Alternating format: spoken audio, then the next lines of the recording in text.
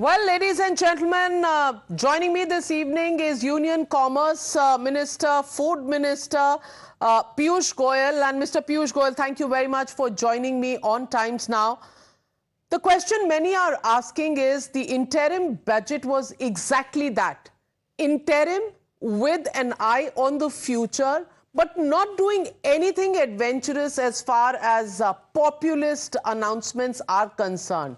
Prime Minister extremely careful about the freebie culture, which he's pointed out in other political parties. Or is it really the confidence that आएगा तो मोदी ही, इसीलिए कुछ करने की खास जरूरत ही नहीं है? Well, Navika ji, thank you for the compliments, because what you all that you said only reflects that this is a fine budget. It's a budget that's very pragmatic, very progressive, very future-oriented, and good for the country. और जहाँ तक बात प्रधानमंत्री नरेंद्र मोदी जी की है, भारत की जनता ने मुझे लगता है मन बना लिया है. एक ही विश्वसनीय नेता इस पूरे देश में, कोई और पार्टी का नेता उनके नजदीक भी नहीं पहुंच पाता है. तो प्रधानमंत्री नरेंद्र मोदी जी को जनता का आशीर्वाद मिलेगा, ऐसा हम सबका अटूट विश्वास है. पीयूष गोयल जी, the question here is, आप कह रहे हैं, प्रधानमंत्री जी, और ये बजट कह रहा है कि इनोवेशंस के लिए special outlays, capital infrastructure building special outlays, all very well said. Green energy, solar energy, आवास योजनास, everything is very well. But the opposition's question is, number one, that poverty still continues to be a huge concern, because if it weren't so, then why are 80 crore people still living on the Garib Kalyan Yojana? Number one. And number two, they say the challenge on jobs continues to be the biggest challenge for the Modi Sarkar. How would you respond to them? Navika ji, first of all, I think the opposition is really left speechless after the description of the 10 years of good governance and Garib Kalyan, welfare of the poor, that we heard from the President in her address yesterday, where she described the 10 years of tremendous achievements of the Modi government. I think the opposition recognizes that they are on a very weak footing. If you look at this budget also, it's a series of actions in a very well thought out, very well crafted sequence, which is transforming this country and taking it to the next level. We have ensured that the basic needs of every family, roti, kapda, makan, bijli, sadak, pani, swasth, shiksha, things for which people used to be permanently in distress. Effectively, we are saturating all these schemes to the last man at the bottom of the pyramid. 80 crore people continue to get free ration. Is Prime Minister Modi's benevolence, it's his empathy for the people.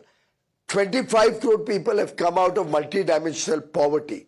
But if we can continue to support them, and by the way, the food support that is given to each family is pretty big. It translates to almost 1,000 rupees a month for every family. Just straight the food grains that are given. Now this is the neo-middle class, people who have just come out of poverty. They're still making rapid strides to grow in life.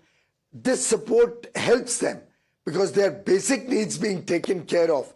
They can really look for the aspirations, for a better future for their children, for their families.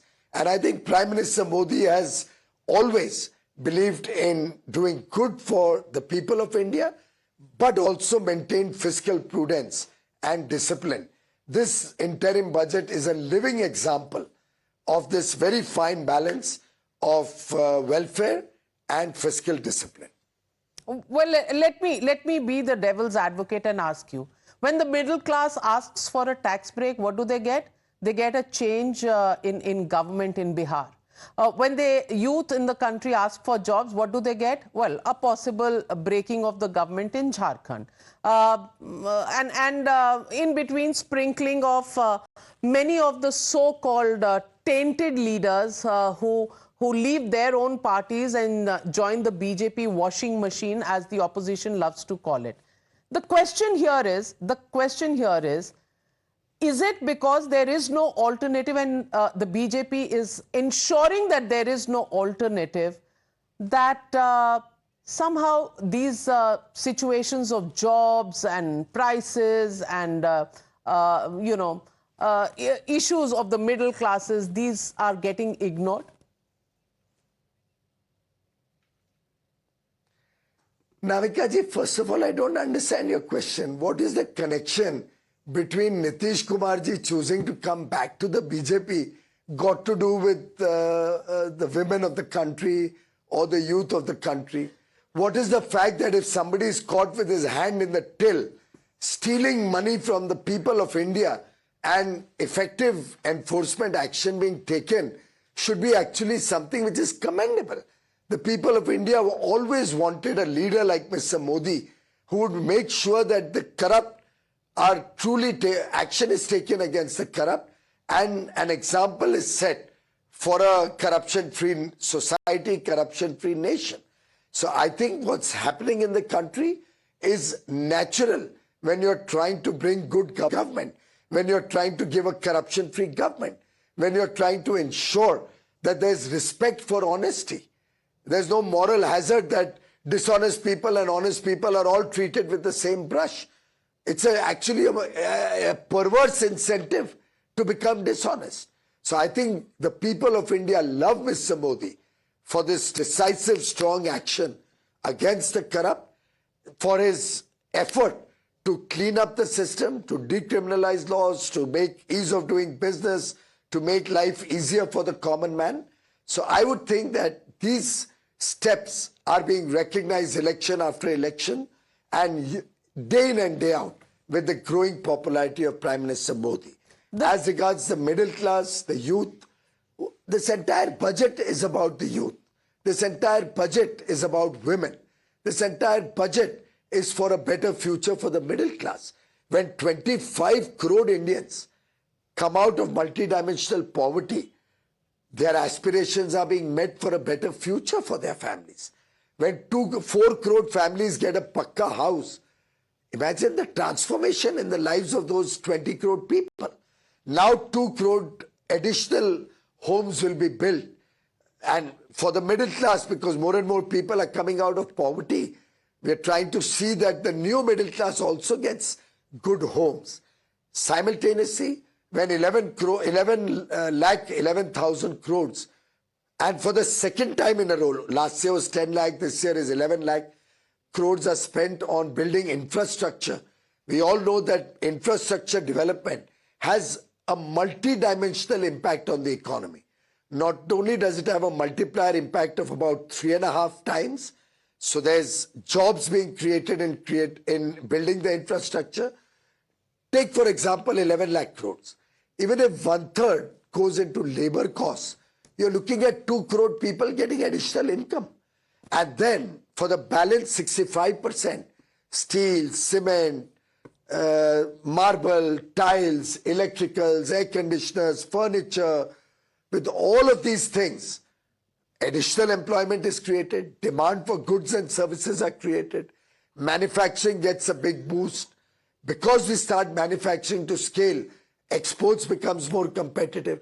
And all of this infrastructure ultimately makes life easier and comfortable for the middle class, for the youth of tomorrow, gives our women more opportunities to come into the formal workforce. And by the way, for every woman who comes into the formal workforce, the GDP is benefited almost twice over, because what they are doing currently is also contributing to the GDP but not being recognized as such. So they come into the formal workforce, they add to the formal GDP, and somebody else or some machine takes over the work that they're doing today. So you get a double benefit to the GDP. Well, this is the kind of I'm all for transformational thinking women that Mr. Modi is empowerment bringing to it. and more avenues for women. But let me raise the three red flags that are raised. One, increasing debt burden on the country. Number two, increasing inequalities of income. And number three, private investment hasn't really kept pace as would have been expected in the post-COVID recovery period. How do you respond to some of these red flags? Well, all three aspects are, if I may use that old phrase, elementary, my dear Watson. First, the debt levels in India are absolutely manageable and amongst the best in the world. Countries like Japan have 3 times the debt level of India. Our debt to GDP is still enviable for most countries, including the developed world. Our external debt is abysmally low. It's na ke barabar hai. So I think whoever is giving you these figures has to contextualize it and describe to you that what this government is borrowing today is not for frivolous freebies or frivolous revenue expenditure. What we are borrowing is to create sustainable infrastructure which will hold this country in good stead for decades and decades to come, and actually strengthen the country's economy and the foundation of our future growth to become a developed nation. Your second question about inequality. Well, when 4 crore people become owners of their homes, I think we've created 4 crore Lakpatis overnight. Another 2 crore will be created in the next few years. When 3 crore Lakpati Didis are being encouraged to stand on their own feet and become and empower them for a better future, I think income inequality is being addressed. This is one government which has been on the path of Antyodaya. The last man at the bottom of the pyramid is our focus, and they are being given a better quality of life. They are being given new opportunities, and I think this government's total effort is to make sure that more and more people, just like 25 crore came out of poverty in the last 10 years, ours is not a slogan like Madam Indira Gandhi's, which she just said, Garibi hatao, but nothing happened. We don't talk like Mr. Rajiv Gandhi, that 100 rupees is sent, 85 rupees is stolen along the way by their dalals, by their Congress middlemen and all of that. For us, every rupee that the taxpayer paid is precious. We make sure that whatever you pay is put to good use. And in fact, today a taxpayer takes pride that he's contributing to the making of a developed India. He's a part of MODI, the making of a developed India. And that's the future that beholds India. Any message to Mr. Rahul Gandhi, who may not have seen the budget because he's doing his Bharat Jodo Nyay? Sir Rahul Gandhi's Nyay Yatra, I wish he would take out many more yatras, because the more we see Mr. Rahul Gandhi and the reaction that the people are giving to him, I think it only confirms that we are on the right track. Our effort to empower India and every Indian, our effort to make India a developed nation is bearing fruit, and the frivolous propaganda that is being sought to be carried forward through this yatra has been seen through by the people of India. The response is tepid, and I would have thought, with all the importance of the yatra, a senior politician, a senior parliamentarian, and a leader of once upon a time the grand old party would have at least had the courtesy and shown the courtesy to the Honorable President of India to come for her address yesterday in the joint session and been a part of the budget, which in a way is a roadmap for the future of India and every Indian. I think ideally he should have been amongst us in Delhi in this beautiful new parliament building that Prime Minister Modi has dedicated to the nation, so that he could have also contributed and helped in the understanding and the dissemination of the budget.